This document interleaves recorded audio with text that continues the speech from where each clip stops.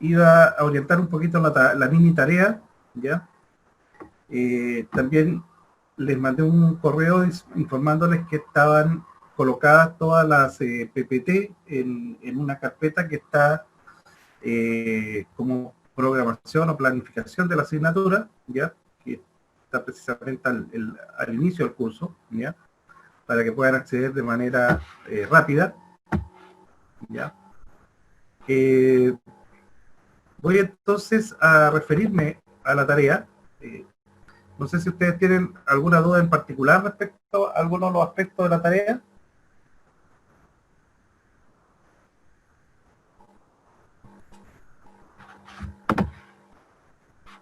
No, profe, más que nada el análisis de las tablas. ¿Escuchan bien? Sí. Sí, profe, se lo escucha bien.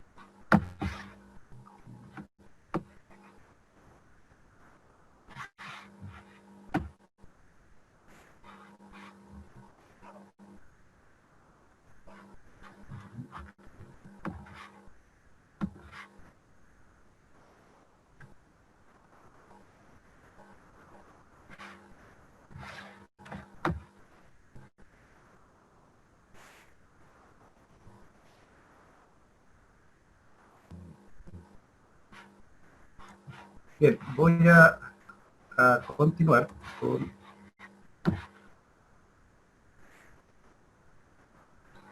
Bueno, en general, la tarea hace referencia a un mineral bastante complejo que se fue complicando por el hecho de que en la medida en que se avanzaron las operaciones de extracción desde la mina, fue incrementándose realmente los contenidos que tiene de carbonato de calcio, ¿ya? Ahora, el carbonato de calcio genera ciertos problemas porque como es un componente no metálico, al revestir las partículas de óleo hace que no sea flotable.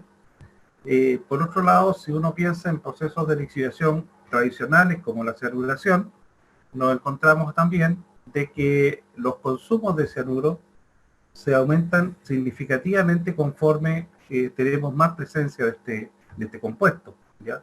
Por lo tanto, hay una dificultad si uno mira hacia la línea de flotación, como también hacia la línea de lixiviación, ¿ya? Entonces, en ese sentido, eh, lo que hay que ver es, de acuerdo a los diagramas de flujo que vimos hasta la clase pasada, cuál de ellos podría ser aplicable ya en estas circunstancias, de tal manera de poder lograr maximizar la recuperación de oro, ¿ya?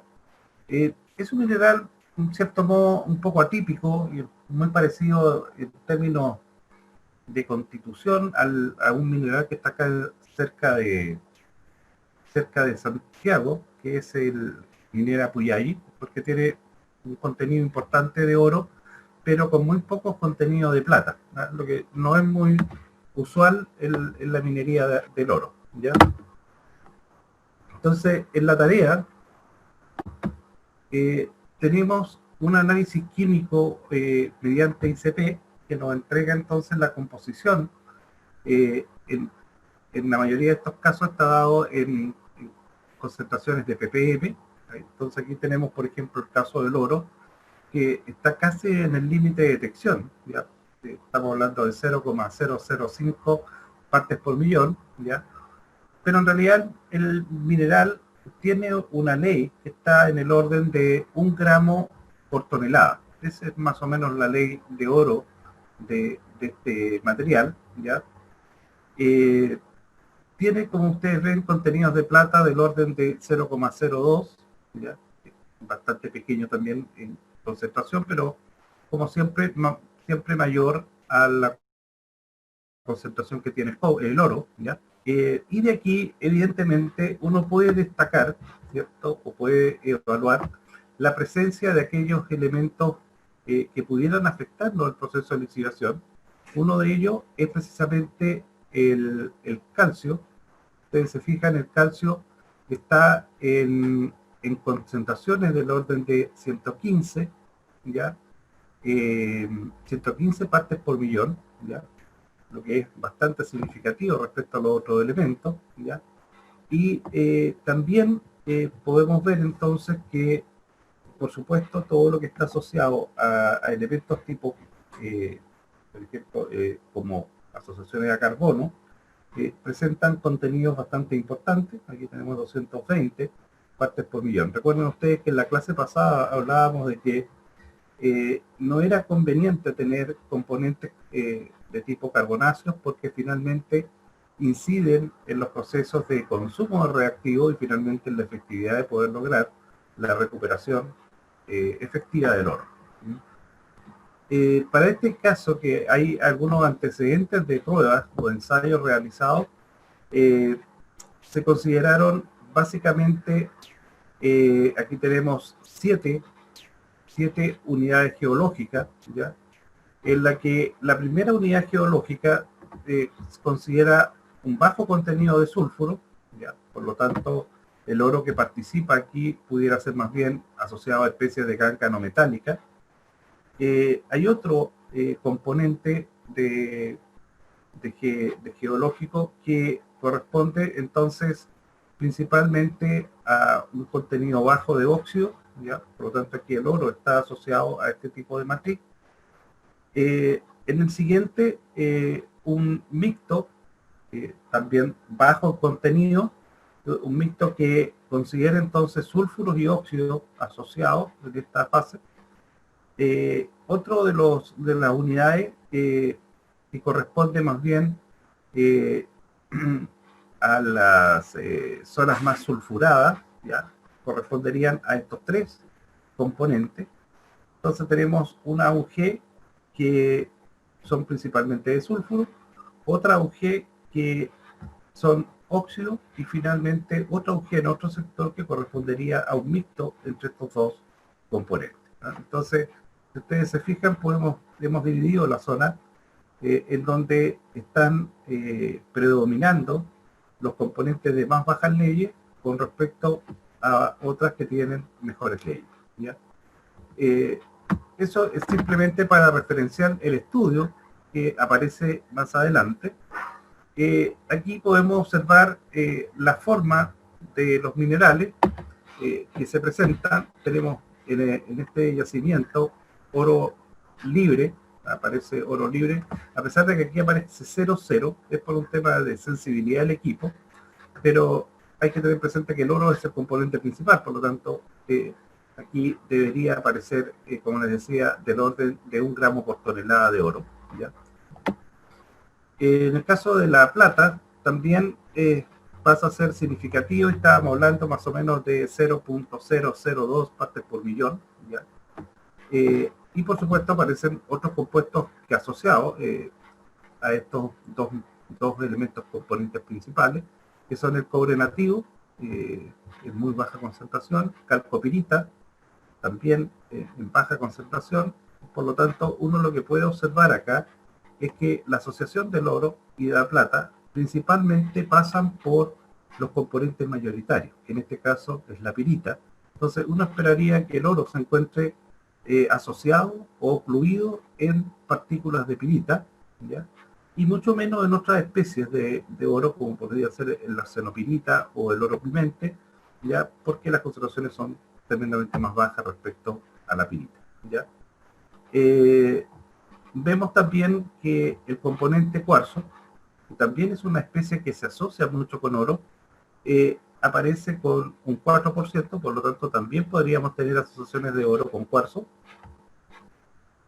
con menos probabilidad, por supuesto, que con respecto a la pirita, por las abundancias que tiene la muestra.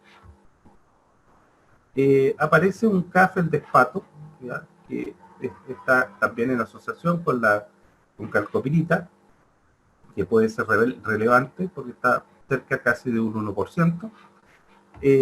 Plagioclasa albita, ya en asociación con pirita, que también está en la misma condición, ¿cierto?, que esta K-feldespato, ¿ya?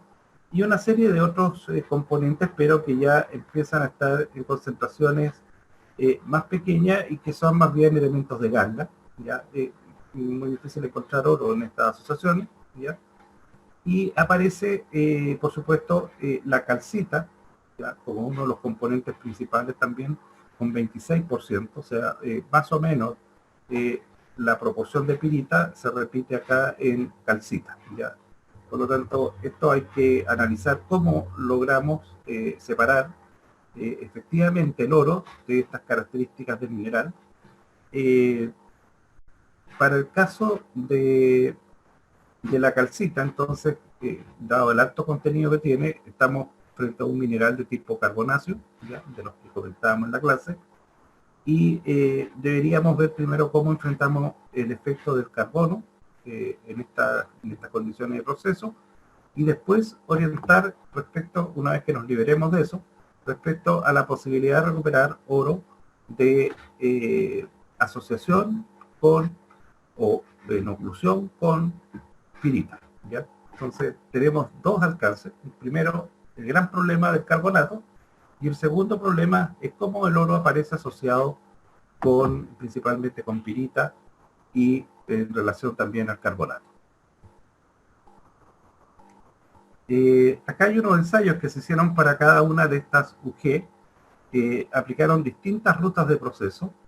Esta recuperación está basada en ensayos con un P80 de 75 micrones, o sea, un material que fue molido, y un tiempo de residencia de 24 horas, o sea, los ensayos duraron 24 horas. También se hicieron ensayos de columnas con un P100 de 25 milímetros, ahí estamos hablando ya de una partícula de mayor tamaño, que pasó por operaciones solo de chancao, y un tiempo de residencia en este caso de 120 horas. Estos ensayos son de lixiviación en columna, y ensayos de AIM que consideran un tratamiento de prelavado. El prelavado se utiliza como técnica, o se planteó como técnica en estos procesos, para poder retirar parte del carbonato, ya que está envolviendo algunas partículas de oro, o partículas combinadas de oro pirita, ya con la finalidad entonces de hacer más efectivo el proceso siguiente, ¿ya?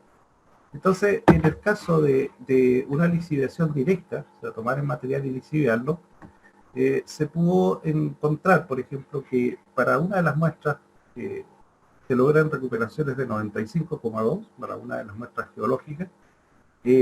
Para el caso de otra es 50,6, y así vamos viendo cuáles son las recuperaciones. Por lo tanto, la lixiviación directa, y esta lixiviación por supuesto está planteada mediante el uso de cianuro de sodio, podría ser una solución para algunas de las UG que están presentadas en el estudio, ¿ya?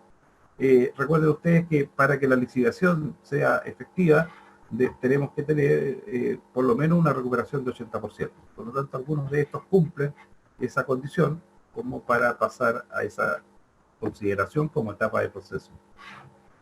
Hay una siguiente que tiene que ver con tostación, lixiviación. La tostación finalmente lo que nos hace es descomponer el carbonato de calcio, ¿cierto? Y nos va a generar entonces un óxido de calcio más emisiones de dióxido de carbono y monóxido probablemente también, ¿ya? Entonces, de esa manera lo que se hace entonces es disminuir el efecto del carbonato por la vía de la formación de una calcina, ¿ya? Y en este caso se observa que algunas de estas, por ejemplo, el caso de esta muestra, en lugar de mejorar el proceso, se desmejora, probablemente porque el óxido de calcio pudiera recubrir el oro durante este proceso de transformación. Y podemos observar también que en otros casos hay también una disminución, pero mucho menos que la observada con las otras muestras. Y podemos también ver que en algunos casos con este tipo de muestras que está indicada acá, la recuperación tiende a mejorar, ¿ya? En general, por ejemplo, 74,7 y 73,1 para minerales de oro son considerados valores aceptables, ¿ya? O sea, uno podría ir a un proceso con este tipo de recuperación. Aquí vemos entonces un proceso oxidante, se le agrega, primeramente tiene un proceso oxidante, seguido de un proceso de lixiviación, y esta condición de oxidar nos permite entonces también ir eliminando estas posibilidades de estos componentes adversos, y podemos ver que este concepto de proceso oxidante tiene un efecto bastante significativo en términos de recuperaciones. Por lo tanto, por ahí podría ser una ruta para pensar en el tratamiento de este mineral. En el caso de la flotación, para formar un concentrado y después lixiviar ese concentrado, podemos ver que en general no es muy positiva la respuesta. Apenas esta muestra logra tener un 70%, y todas las otras muestras geológicas, la recuperación es extremadamente baja, ¿ya? Por lo tanto, esta pareciera ser no una ruta efectiva para este tipo de material. En el caso de flotar, para obtener un concentrado, tostar el concentrado y enseguida lixiviarlo, vemos que tampoco es una ruta interesante. Vemos que las recuperaciones son bastante bajas, y en general el hecho de flotar, más tostar, más lixiviar, va a tener un costo en CAPEX bastante importante, ¿ah? Comparado con el proceso previo de tratamiento oxidativo más lixiviación.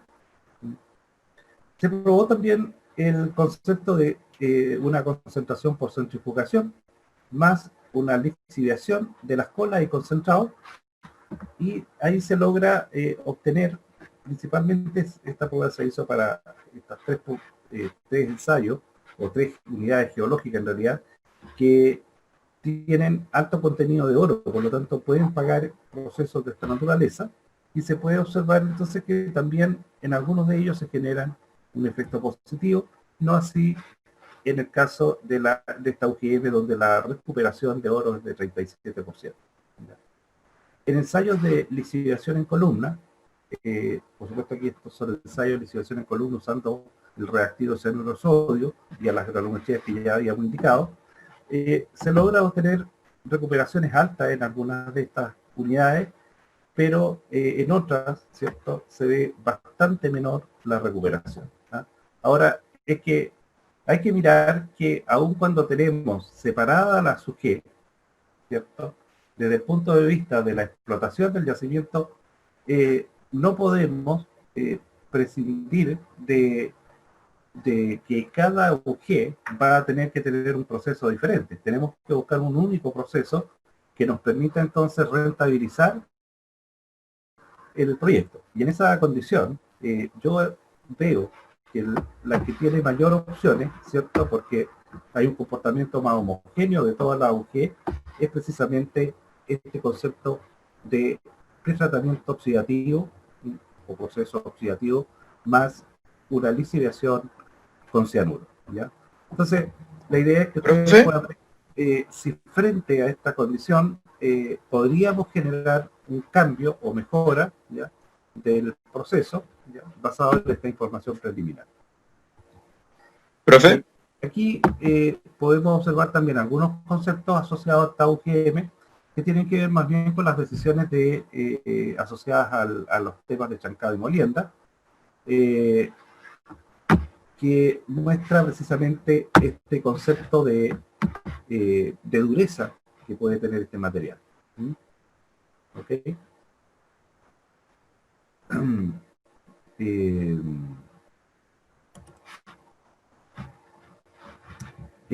Javier, ¿tú querías plantear algo? sí, profe, es que estoy con la duda, no entiendo muy bien a qué se refiere con UG, o sea, entendí el significado del nombre, etcétera, pero no sé si es un proceso, no sé si es un método, entonces no entiendo muy bien el significado de UG.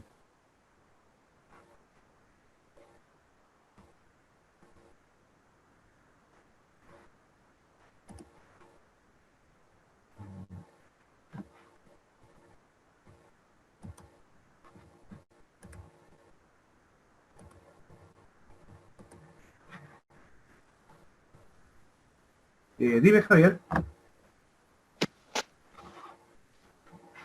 Que no entiendo muy bien, ¿me escucha?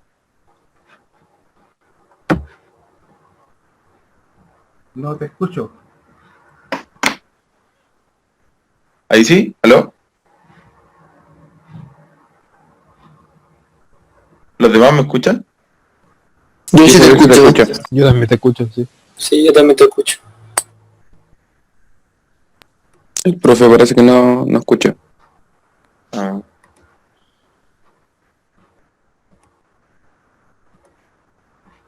Podría escribirle la pregunta por el chat.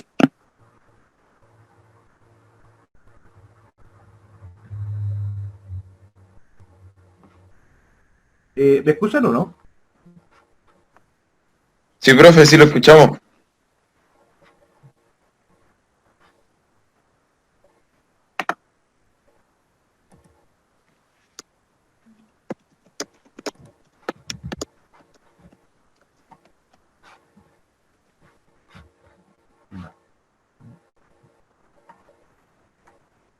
¿Me escuchan? Sí, profe.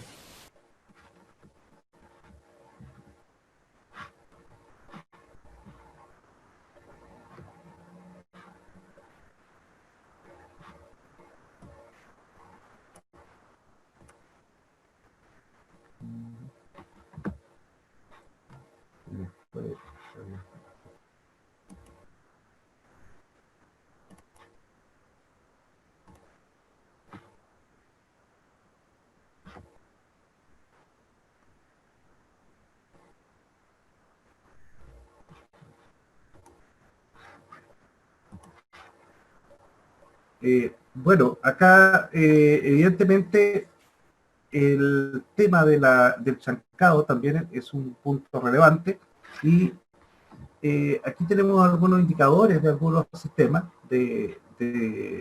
por ejemplo, el AI, el CWI, son índices de chancabilidad, de algoritmos de chancabilidad y algoritmos de moliendabilidad, ¿ya? Y pueden observar ustedes que en general estos son minerales relativamente blandos, ¿ya?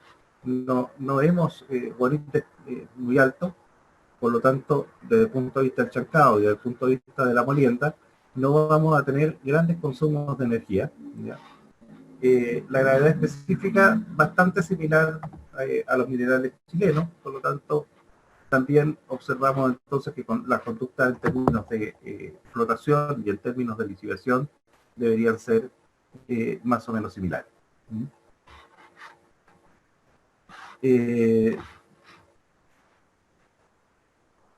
oro en este caso se encuentra principalmente como oro nativo, ¿ya? Y ese es un factor importante, puesto que cuando está en estas condiciones el oro está liberado, y eso permitiría, por ejemplo, que pudiéramos definir en el flowchart de proceso una etapa de recuperación temprana de este oro antes de entrar en procesos de lixiviación y de flotación, ¿ya? Entonces, podría ser una opción, ¿ya?, para poder entonces lograr este objetivo. A un tamaño, por ejemplo, de 4 micrones, que es bastante pequeño, en realidad 4 micrones estamos en un rango bastante complejo para flotar y también para lixiviar. Podemos observar entonces que 1058, o sea, casi un 11% del oro está liberado, ¿ya? Y ese podríamos entonces ver la posibilidad de tratarlo por procesos de gravimétrico o de flotación flash. Cerca de un 49% está asociado a la ganga, que puede ser metálica y no metálica, ¿ya? Por lo tanto, aquí la única opción que podríamos tener es por la vía de la flotación. Y un 40,28, cerca del 40%, está diseminado en la ganga no metálica. Este 40% es bastante complejo, porque al estar diseminado necesitaríamos tener una molienda muy intensiva para poder liberarlo y poderlo flotarlo. Por lo tanto, la única opción de tomar esta fracción sería entonces mediante algún proceso que nos permita entonces lograr una efectiva lixiviación, ¿ya? Entonces, hay opciones desde el punto de vista de lo que veíamos anteriormente, en que tratáramos en forma conjunta, con un único proceso, todo el material, ya abordando entonces el tratamiento del material como elemento prioritario, o bien está esta opción de poder entonces ir apuntando con ciertas tecnologías a ciertos factores importantes. sea, sacar el grueso, ir después a aquellos que están asociados a ganga y finalmente ir con una tecnología a los que están diseminados en la ganga no metálica. Entonces, por ejemplo, uno podría pensar en sacar este grueso, como le decía, con una flotación flash. Eso nos va a generar entonces una cola que normalmente va a tener que ser de todos estos otros componentes, ¿ya? Finalmente esa cola la podemos pasar por otro proceso de flotación orientada a tamaños más finos y que están en esta condición de asociación para recuperar algo de esto, y finalmente el residuo, que sería el relieve final de esa flotación, poderlo llevar a un proceso de lisiviación, ¿cierto?, para recuperar el oro remanente, que no deja de ser importante, pues es un 40% que se encuentra en esa fracción. En esa condición, ¿ya? Entonces, vamos a considerar entonces que la tarea hay que mirarla desde el punto de vista de poder hacer un proceso integrado para todo el material, o bien hacerlo seccionalmente, pensando en las liberaciones que tenemos de oro y las asociaciones que tienen, ¿ya? Entonces, esas son las opciones, ¿ya? Que tienen ustedes para abordar el problema. Profe, disculpe. ¿Okay? No sé si me pueden hacer preguntas, pero si no, háganlo por el tipo chat. Aló, profe. Para poder responderlas.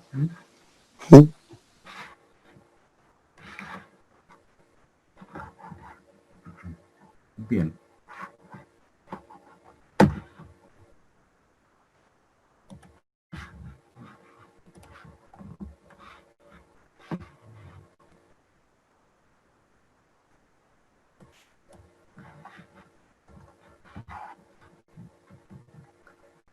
Bien, voy a continuar con respecto a lo que quedamos en la clase anterior, en la que vimos precisamente distintos diagramas para poder abordar la problemática del oro, ¿ya? Material que hoy en día, por todo el tema de la pandemia, ha estado precisamente bastante activo, porque muchos de los fondos de muchas empresas en realidad y muchos financistas se están refugiando precisamente en este metal, ¿no? Por lo tanto, el precio del oro se prevé que va a seguir subiendo en los próximos meses, ¿ya? Y finalmente veíamos que habían una serie de alternativas en función de las asociaciones que tiene el oro, ¿cierto? Si se encuentra asociado con elementos de ganganometálica, con elementos metálicos, o bien si se encuentra finalmente liberado, ya, para poder abordar entonces su recuperación integral, ¿ya? Entonces, en esta condición, yo voy a ver algunos procesos que también pueden apoyar al concepto de la tarea. Voy a ver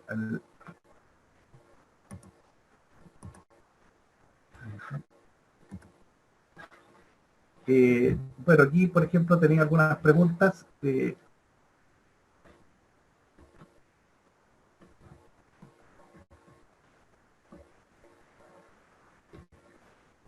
Bueno, aquí hay una consulta respecto a cuál es el significado de la unidad UG, ¿ah? En realidad, la UG son unidades geológicas. La unidad geológica, a ver, partamos del yacimiento, en realidad, mirado en su conjunto, es en términos de superficie y en términos de profundidad, es un sistema bastante complicado para poder explotar en forma sistémica. Entonces, lo que han hecho los geólogos en asociación con los ingenieros de mina es distribuir o separar distintas zonas del yacimiento que pudieran tener características distintas, ya sean leyes desde el punto de vista de la geomecánica de roca o de otras propiedades. Entonces, cada UG en realidad es en definitiva un material que está contenido en el mismo yacimiento, pero con ciertas características o propiedades físicas o químicas distintas de la otra UG. ¿Ah? En una operación uno tendería a buscar tener el mínimo de UG. Por lo general estamos hablando que una empresa debería tener entre 3 a 6 UG como sistema de distribución, y por lo tanto cuando nosotros a esa UG le hacemos ensayos metalúrgicos y definimos, por ejemplo, cómo se comporta ese material respecto a ciertos ensayos de lixiviación, ciertos ensayos de flotación, con esa información adicional la transformamos la UG entonces en una unidad geometalúrgica, ¿ya? Ahora, después de este proceso de pasar de UG a UGM, normalmente uno puede encontrar que las conductas, habiéndose definido por parte de geología que dos UG son muy distintas, puede que desde el punto de vista del comportamiento metalúrgico sean muy parecidos. Por ejemplo, si los flotamos las dos UG, veamos que las recuperaciones son similares, y en ese sentido, si el proceso va a ser considerar flotación, entonces podríamos fusionar esas dos UG en una única UGM, ¿ya? Ese es un trabajo bastante arduo, que hoy en día se está haciendo con mayor énfasis por el tema de la variabilidad que tienen las distintas muestras, tanto en una minera de carácter bajo abierto o en una minera subterránea, pero mayormente se dan estas variabilidades en lo que son minería bajo abierto, más que en subterránea. Entonces, en ese concepto, cuando tenemos estas unidades geológicas, lo importante es poder determinar, y es por eso que ustedes ven que a cada UGE le hicieron distintos tratamientos metalúrgicos para ver cuál era la mejor respuesta. Y no todas se comportan de la misma forma, ¿ya?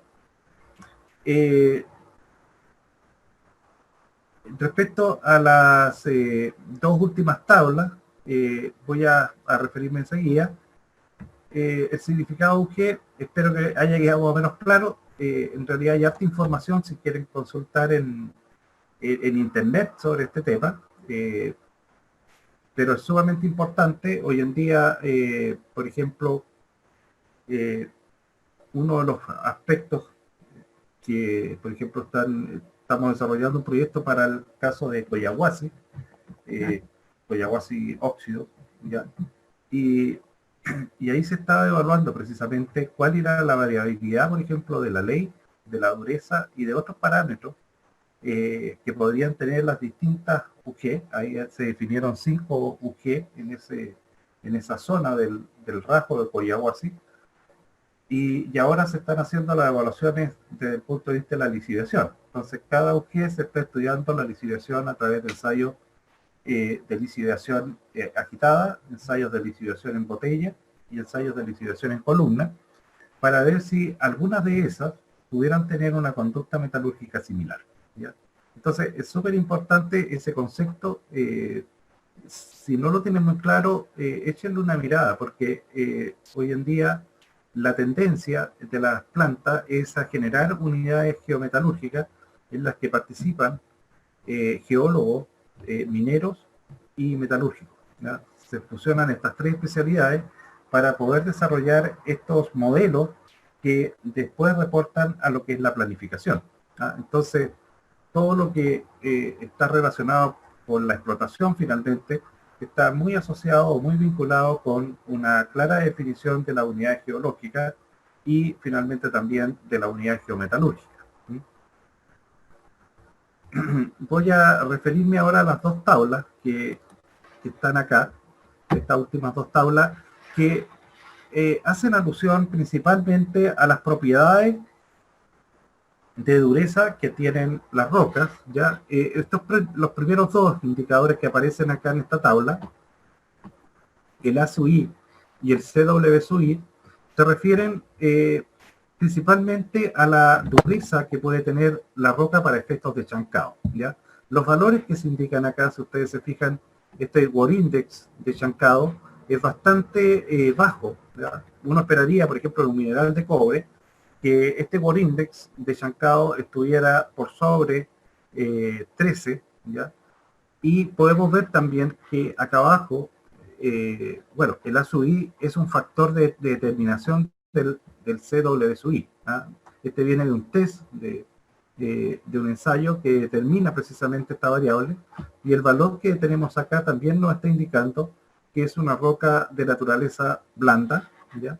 El Worinda es de molienda, que aparece acá también dimensionado en kilowatt-hora por tonelada corta, muestra también que tenemos valores bastante pequeños, ¿ya? Y esos valores nos están indicando finalmente que tenemos una roca de naturaleza blanda, ¿ya? Por lo tanto, si uno tuviera que pensar en seleccionar un chancador, ¿ya?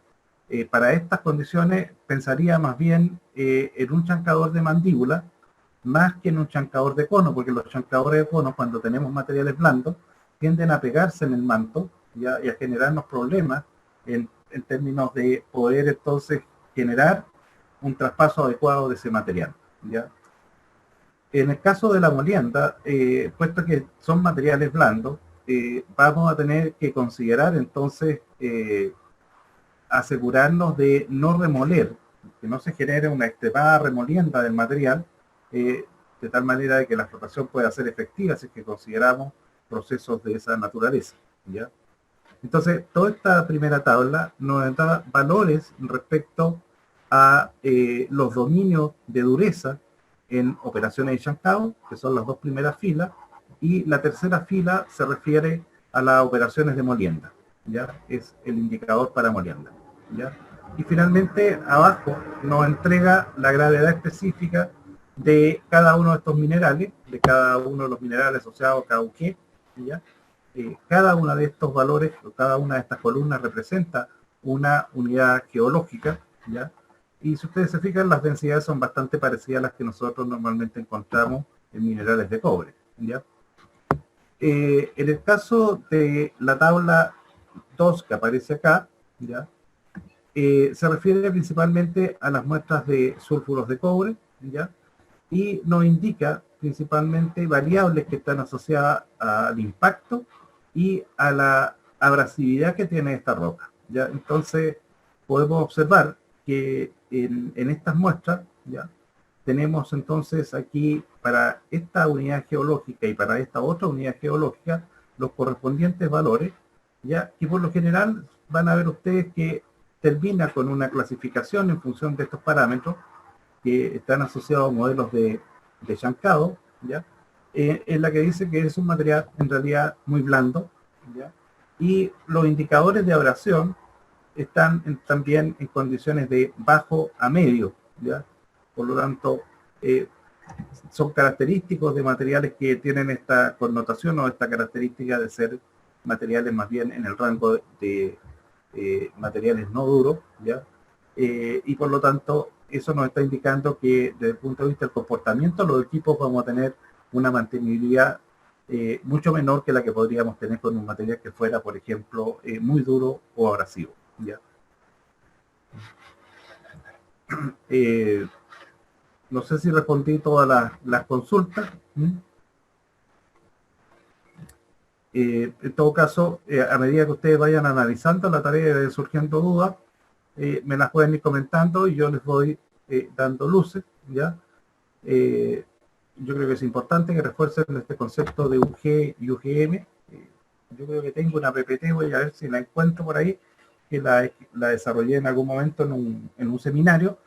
Se las voy a subir como material anexo, puesto que hoy en día uno de los factores importantes que están determinando, por ejemplo, en la entrevista, es precisamente que uno identifique la importancia de tener UG y cómo esas UG las transformamos finalmente en UGM. ¿Ah? Hace poquito di una charla precisamente en ese tema, puesto que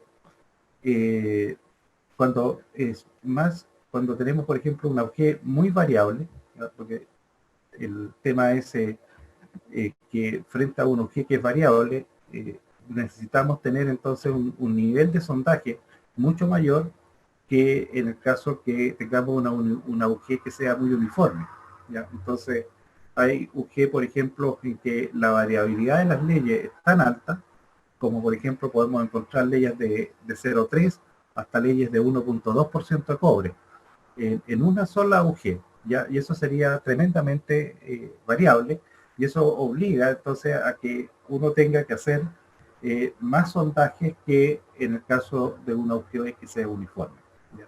Por lo tanto, los costos que están implícitos en la caracterización de ese material para poder proyectar la planificación se hace, por supuesto, también más relevante, ¿ya? Por eso que es tan importante, pues está muy asociado a lo que es la economía minera y muy asociado al concepto de planificación.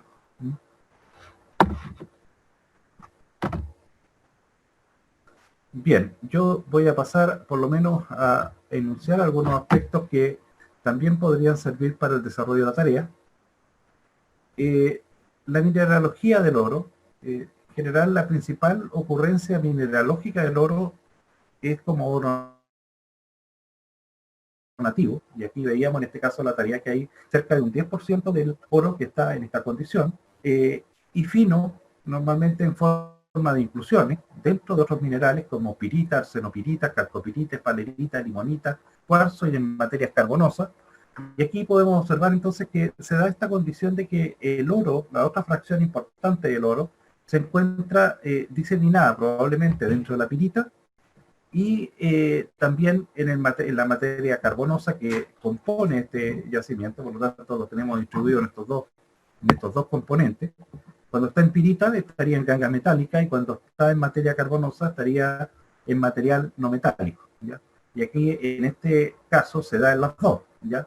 Entonces, para poder lograr la flotación necesito liberar, ¿ya? Y eso a veces es costoso. Por lo tanto uno diría, bueno, podemos irnos por la fase, por el área de la línea de la lixiviación, pero ahí en la lixiviación con cianuro nos topamos con el tema del alto contenido de carbono, que es poco usual en las concentraciones que se presentan en estos yacimientos, que tenemos casi cerca de un 25% de material carbonoso, que nos haría imposible lograr buenas extracciones de oro por cianuración, puesto que nos consume el reactivo, ¿ya?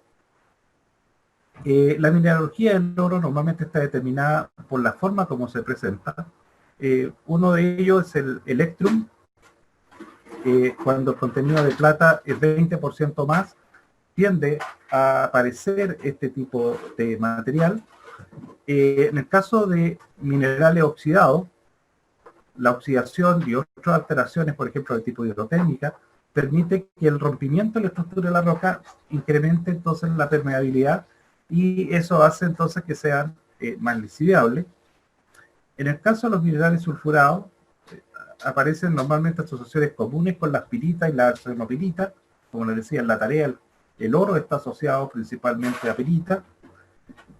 Minerales carbonáceos, los componentes de carbón que están presentes dentro de la estructura del carbonato de calcio, ¿cierto?, son capaces de absorber el oro disuelto durante el proceso de lixiviación, y ya habíamos comentado que a esta condición la llamábamos el pre-robbing, ¿ya?, en la cual entonces se pierde oro por esta absorción preferencial que tiene frente a estos materiales de carbono. En asociaciones también encontramos el oro con teluro, ¿ya? Vemos, por ejemplo, que en el caso de la tarea no existe esta condición, pero acá en la zona de Copiapó se da mucho entonces esta combinatoria oro-teluro, ¿ya?, y obliga a una química de tratamiento complejo, porque el oro va a flotar junto con el teluro. Entonces el problema es cómo después separar el oro de este componente. La forma más común en la que aparece precisamente este teluro es como silvanita, calaverita y pesita, ¿ya? El oro nativo se presenta generalmente aliado con plata como la principal impureza, y en relaciones con plata, cobre y hierro, además con teluro, selenio, bismuto, mercurio, platino y bismuto. O sea, tenemos una serie de asociaciones de combinatorias en las cuales está presente el oro y que hacen muy difícil después entonces su separación, ¿ya? Por eso que hablamos de llegar a una fase de metal doré, ¿ya?, y no hablamos de poder producir oro, plata como elementos separados, sino que finalmente encontrarlos en una mayor abundancia estos dos componentes, pero también van a aparecer contenidos probablemente menos significativo, pero va a haber algo de teluro, selenio, bismuto, mercurio contenido junto con estos materiales, que después van a procesos de refinación mediante etapas de fundición principalmente, para poder llegar finalmente a tener el oro en un estado de alta pureza.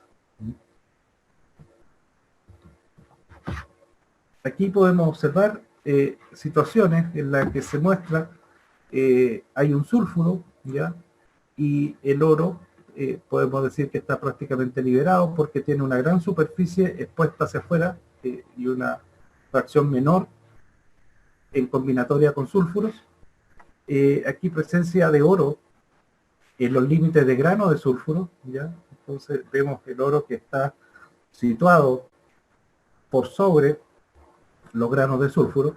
Entonces, cuando uno flota el sulfuro, en alguna medida entonces está flotando también el oro, ¿no? Por eso que aparecen en los procesos normales de flotación colectiva de minerales de cobre, normalmente nos estamos llevando en el concentrado también el oro que contiene ese mineral. Aquí observamos cristales de oro entre los intersticios de los granos. ¿Ya? Aquí es muy difícil que en una condición de esta naturaleza que podamos observar microscópicamente, sería muy difícil que pudiéramos este material llevarlo a un proceso de flotación, ¿ya? Se requeriría para poder liberar una combinación tremendamente alta, con costos enormes, para poder entonces producir un proceso de concentración por flotación, y lo que se recomienda en estos casos, ¿ya? O bien en este mismo otro caso en que el oro está en microfracturas de pirita, en ambos casos se recomienda usar lixiviación, ¿ya? Más que procesos de concentración por flotación o gravimétrico, ¿ya? Aquí vemos también otra situación, un grano de oro encapsulado en pirita y sulfuro, está aquí al interior, ¿ya? Y oro en forma de partículas coloidales o en solución sólida de sulfuro. Nos referimos a esta condición cuando el oro está diseminado, ¿cierto?, dentro de una matriz que podría ser pirita o podría ser un no metálico, ¿ya? En general, estas condiciones son bastante complejas, como lo vamos a ver enseguida. No es posible en estos casos lixiviar con cianuro, porque el cianuro no disuelve bien la pirita. Entonces, como el cianuro no es capaz de disolver la pirita, este oro que está ocluido al interior de este material no se va a disolver, ¿ya? Se han definido algunos procesos, por ejemplo, como analizaremos, de biolixiviación, en la cual precisamente lo que hace la biolixiviación es poder disolver la pirita que enmascara o que cubre al oro, ¿ya? Para poder entonces después operar con el proceso de lixiviación de este mineral, ¿ya? O a veces, por ejemplo, se ha optado por procesos de biolixiviación seguidos de procesos de flotación. O sea, la biolixiviación libera el proceso disolviendo la pirita, ¿ya? Y el oro que queda liberado finalmente se flota y de esa manera podemos recuperarlo. Cuando está en una condición de este tipo, evidentemente es más complejo porque necesitamos disolver gran parte de la masa de oro, ¿ya?, para poder recuperar los elementos, ¿ya? Y en estos casos muchas veces es importante considerar procesos de alta temperatura, como podría ser una calcinación o una tostación.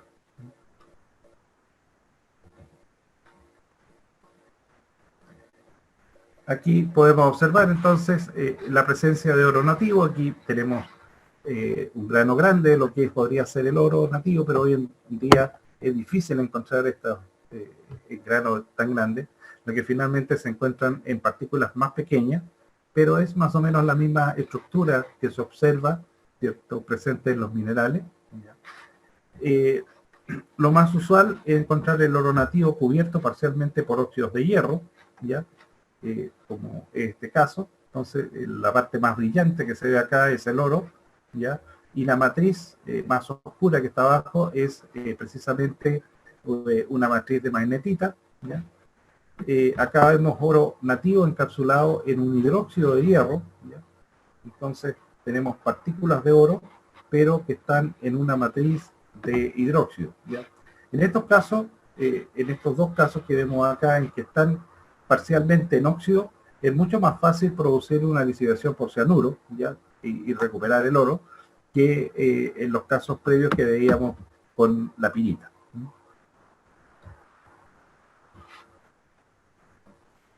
Los depósitos de minerales refractarios se clasifican desde el punto de vista geoquímico como minerales sedimentarios, que tienen oro libre incluido, y minerales hidrotécnicos, en los que el oro está asociado con sulfuros carbonosos y compuestos de sílice.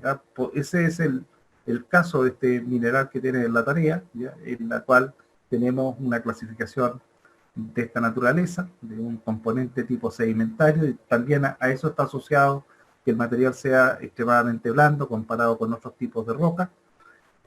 Ambos depósitos se consideran de difícil de recuperación, ya lo hemos conversado. El término refractario define también a minerales de oro y plata, cuya recuperación por el proceso de cianuración convencional es baja, normalmente menor a 80%. En algunos de la UG que vimos que están presentes como antecedentes en la tarea, tienen esta conducta de estar por debajo del 80% de recuperación.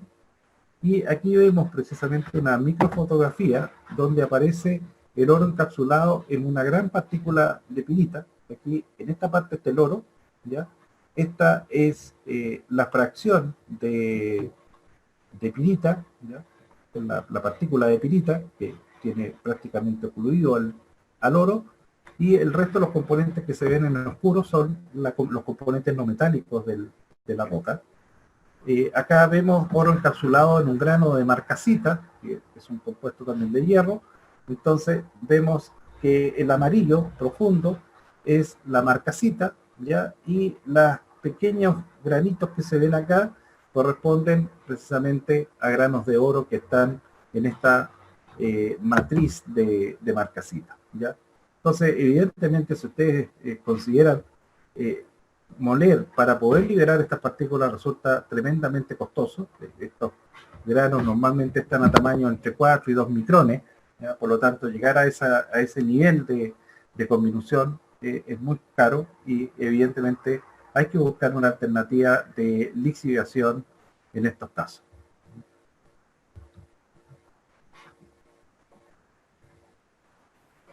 También podemos ver la ocurrencia del oro en compósito. Aquí tenemos, por ejemplo, un compósito oxidado y un compósito sulfurado, donde se observa el oro electrum asociado a hematita, ¿ya? Y goetita, asociado principalmente entonces a compuestos de hierro, ¿ya? Y vemos que gran parte de la matriz entonces soportan estos granos, pero aquí vemos, a diferencia del caso anterior, granos más gruesos que uno podría lograr mediante molienda liberarlo, ¿ya? Aquí vemos el caso de oro nativo incluido en óxidos de hierro también, oro electrum incluido en cuarzo, ¿ya?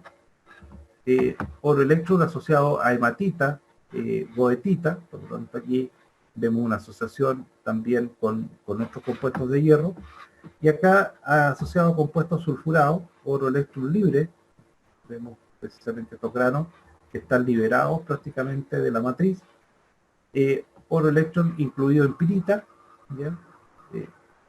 Aquí estamos prácticamente hablando de 38 micrones, oro electrum incluido en hematita y goetita, también aquí asociado entonces a óxidos de hierro, oro ocluido con pirita, aquí vemos entonces una asociación de oro en un sulfuro, que en este caso es la pirita, ¿ya?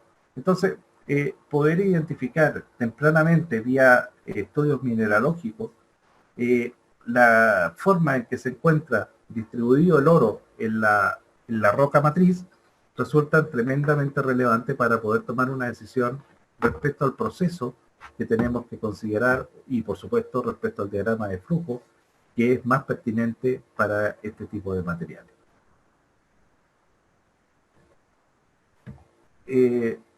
¿Tienen alguna consulta? Que me manden por chat. Yo aquí voy a... que haya quedado alguna duda respecto a lo que planteamos.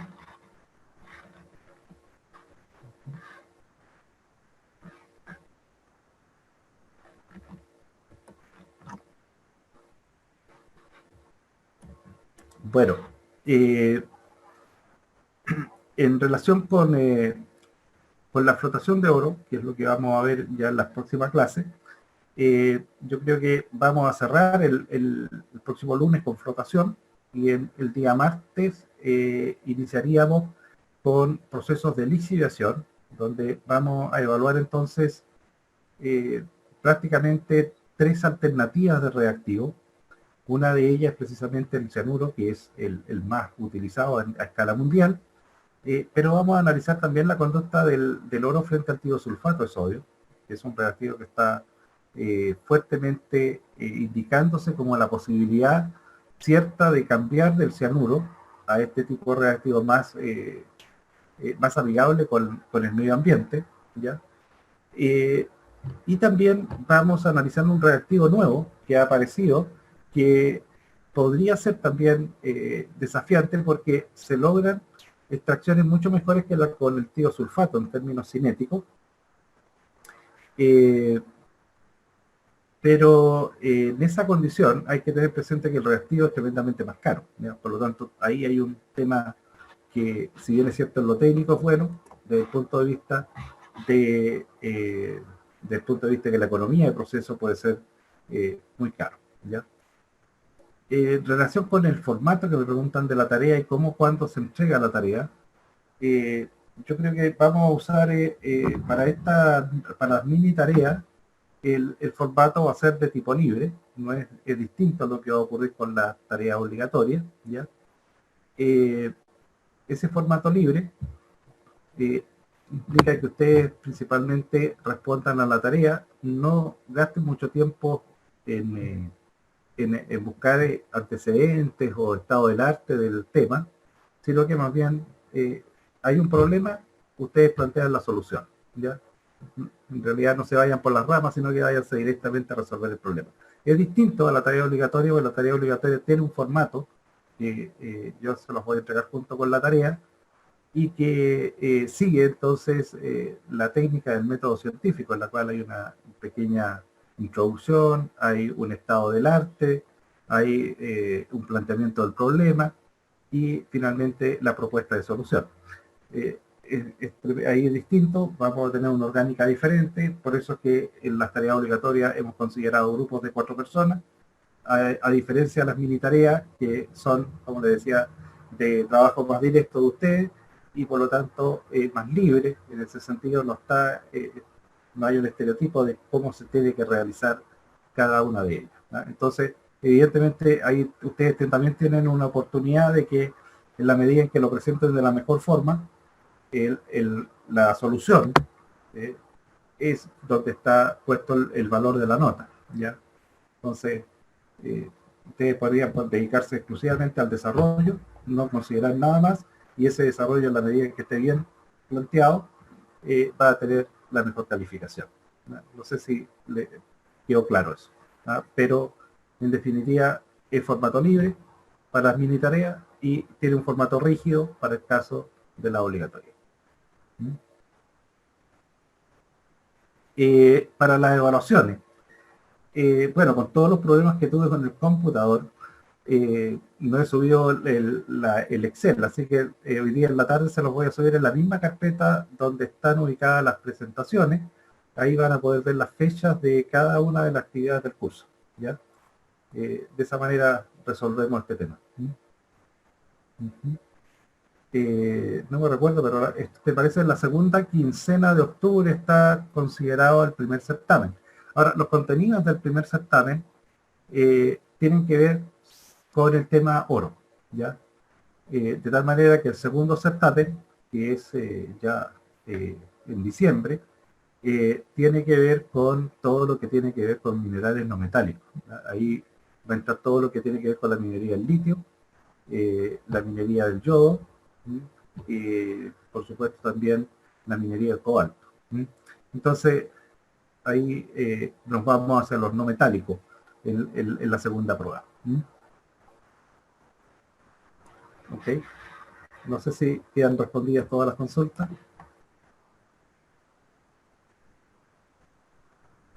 Bien, lo vamos a dejar hasta acá. Cualquier duda adicional, usen el correo yo estoy periódicamente revisando el correo y muchas veces no respondo directamente a ustedes, sino que voy a responder a través de aula, de tal manera que la pregunta de uno sirva para aclarar las dudas de muchos, ¿no? Entonces, de esa manera masificamos la respuesta. ¿Ok? Que tengan un buen día.